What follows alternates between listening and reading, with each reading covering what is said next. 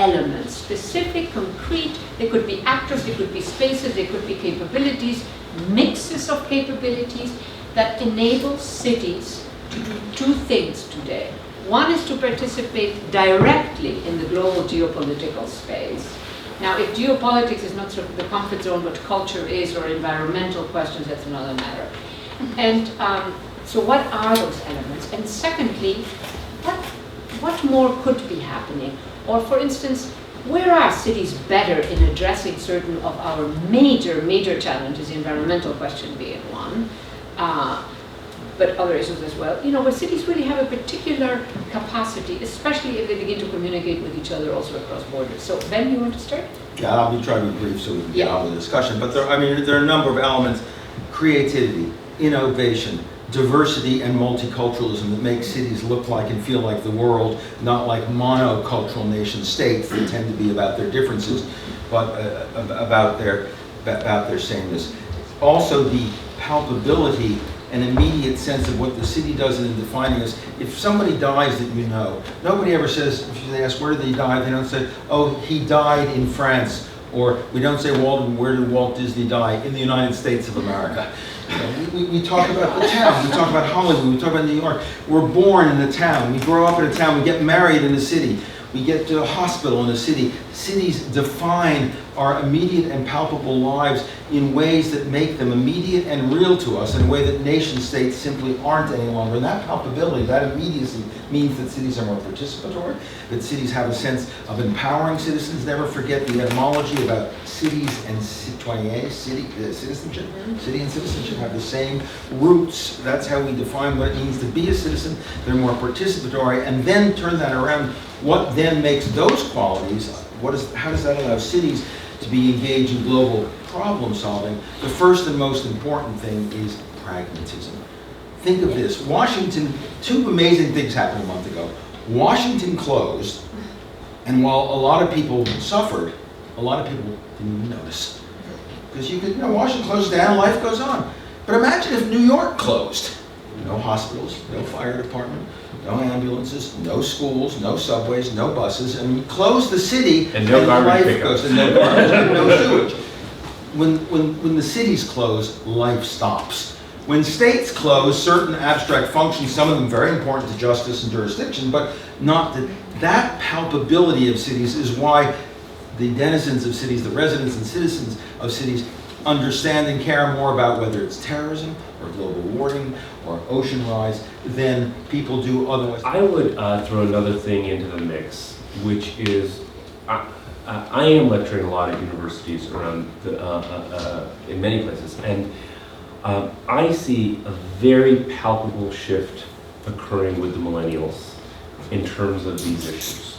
And given the enormous demographic that they represent, some 80 million people in this country, but in other countries as well. In India, it's also a very significant issue in terms of the numbers of people in that cohort. That there is pressure on the cities to respond to that demographic shift. And if you think about what's happened in Brooklyn, that's come almost purely out of that demographic shift in my mind. And that cities are now, if you look at what's happening in Detroit, in the center of Detroit, it is about this. And I think it's not something that we can ignore. And I think this is where, I'm sorry, I have to go back to the Atlanta thing for 1 minute. We can't talk about the idea of cities and global warming, which I'm sure we're going to talk about, unless we get at the heart of some of these issues. One of the things, millennials, of course, they're not buying cars. They're showing a stubborn resistance to suburban life. And I think that is an enormously optimistic fact for the planet. I don't want to miss in this territory discussion that we're talking about city-states, and we're talking about cities, and we're talking about nation-states. But there's this thing in the middle called states, right, or provinces, or whatever you want to have. Right. And I think we ignore that layer of territory at our peril, because it's usually the layer that's holding our cities back. Exactly. Right, right. And I'm sorry. Right. So I don't. I believe that states in this country are largely an anachronism. Anyway, I don't want to, I'm sorry, it's not directly related to your question, but I wanted to make sure that we don't miss that. Yeah. No. One observation that I'll share just from having been in government at all three levels is that government is surprisingly more entrepreneurial than you think. People will vie for success or power in ways that aren't written, and there's that whole adage about better to ask for forgiveness than permission. The reason I think cities right now are the drivers is clock speed. It's related to your pragmatism argument. There are real problems generating real pilot solutions. Some things work, some things don't, but they can be tried and they can be tried quickly. So the clock speed of decision making is highest at the moment at the city level. I mean, listen, 1960s, if you applied that same question to the issue of civil rights, obviously clock speed civil rights at the city or county level would be glacial. And yet at the federal level, we're able to change a nation, change a culture in the space of a few years. Astounding change. But right now, whatever it is that determines where the kind of genius of governance, of decision making might be, I feel that hovers over cities. And I feel that is there because of the pragmatism of its leadership, but also the demands of its citizens. And I can't emphasize enough how important it is to keep generating a desire for more and better knowledge as well in the people, in the everyday life of their city. I have a question for all of you. Will we ever see a New York passport or a London passport? You get a Singaporean passport. Yeah, a Singaporean passport, but as like that, a passport that is not defined by the nation. You will and you but are. There's a notion right here in New York Stern School of city visas. In the immigration area, cities everywhere are finding they're dealing with intransigent ideological states that say, in effect, immigrants don't exist unless they're documented. And if they're not documented, they don't exist. We know there are 12 million of them here who exist, but for the state don't exist. Cities everywhere around the world, it's true in Europe, it's true in Asia, have thousands, millions of immigrants who are illegal, undocumented, but who are there. Their children are there. So the mayor asked, the city council asked, do the kids go to school? Are they admitted to the hospitals? Do they get an emergency room? Can they have jobs? When the police stop them, do they have licenses so we can oversee their job or not? And cities are beginning to say, we don't care what these stupid blind states are doing with their ideologies. Immigrants, we don't want immigrants, we don't have an immigration system. They're there. We will find ways to register them, inscribe them in city rolls, give them access. And the idea of a city visa in the face of perhaps a national prohibition, and the whole nations are looking the other way because they're saying, we know they're there, we don't want to deal with it.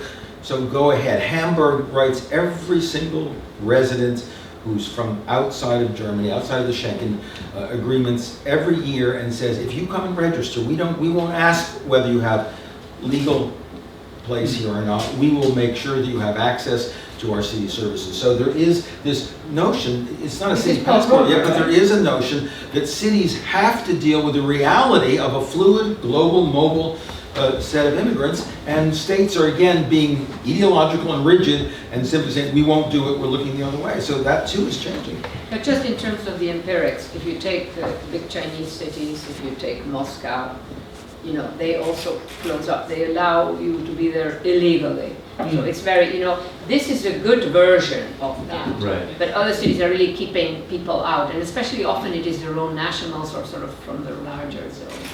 But both cases, the negative and the positive, indicate that the city is a particular kind of space, complex, institutional, etc., where these flows are, very critical.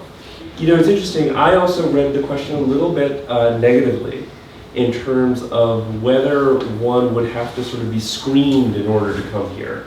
And I know that's not what you were implying. I understand that. But there is this sense that cities are always assaulted as being elitist, right?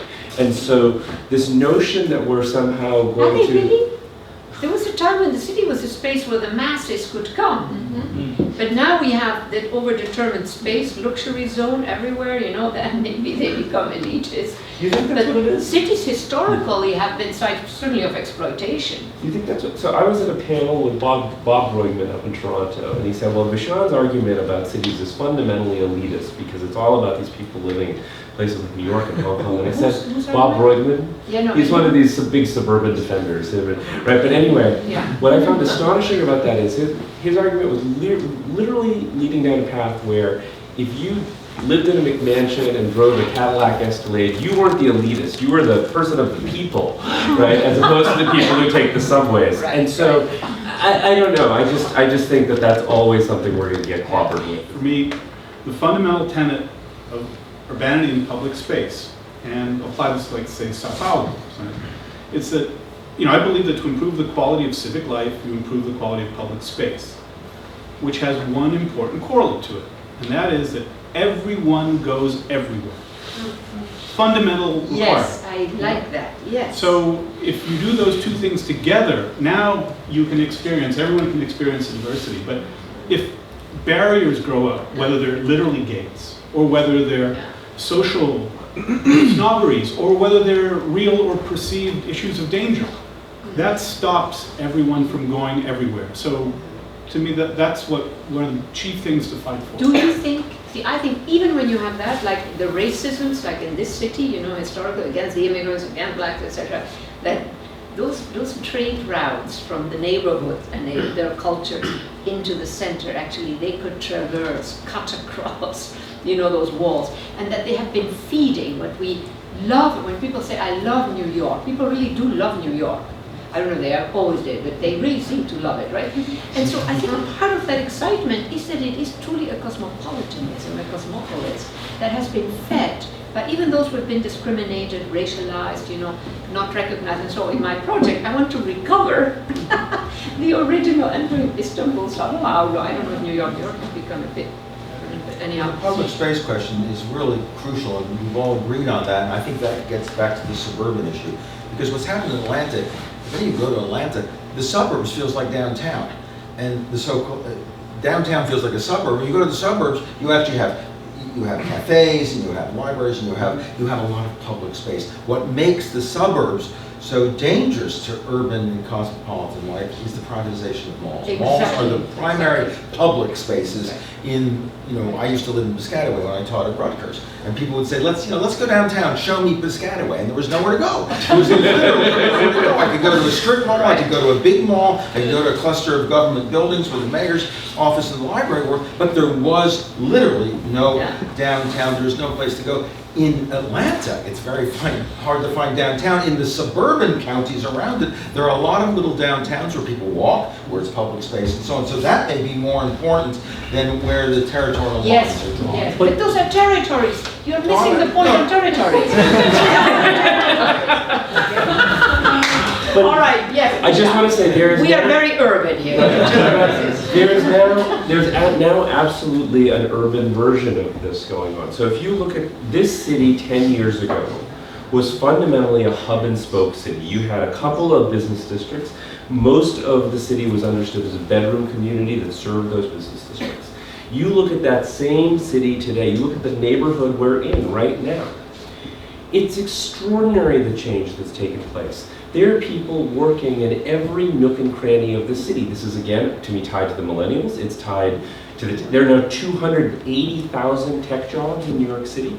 That's the same number of jobs we lost in the 70s when the economy tanked. It's an extraordinary thing. So we're designing office space in the Lower East Side, on the Brooklyn waterfront. This, I think, will start undermining this overdetermination that you're worried about. Completely. I think it will, because now what we're doing is within the boundaries of the city, creating a network of hubs where people live, work, and play. It isn't this thing about everyone having to go to Midtown, right, in order to make their daily bread. And I think that will shift the entire tone and complexion of all of our neighborhoods.